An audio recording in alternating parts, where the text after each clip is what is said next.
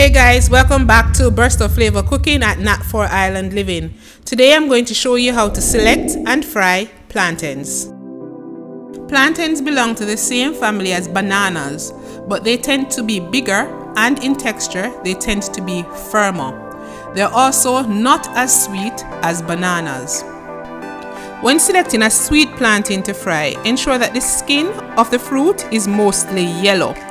Green portions should be minimal, and that is particularly if you're planning to put the plantain down to fry it in a couple days. But really what you want is a yellowish or orange tinge on your plantain. Another indicator of sweetness is the size of the plantain.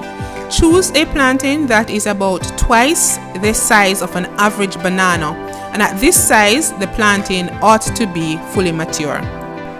You will notice that these plantains have some black tinges on them.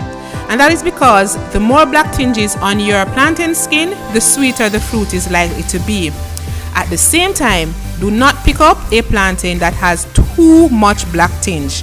That is an indicator that the plantain is probably overripe or rotten. The plantain should still be firm to the touch. Once you have chosen your plantain, it is time to prepare it for frying. Cut off and dispose the two tips of the plantain.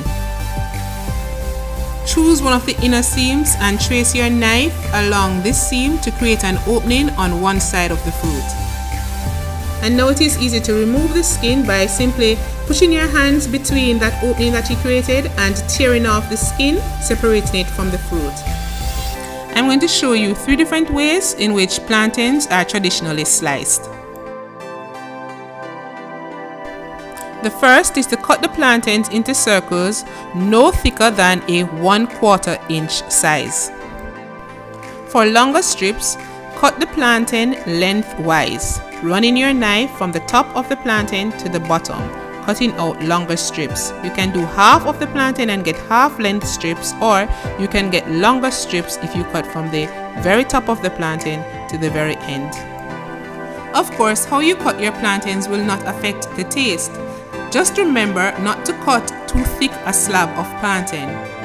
My personal favorite is to cut the plantain along the side at an angle of about 45 degrees, and this creates an oval shape to each slice of plantain.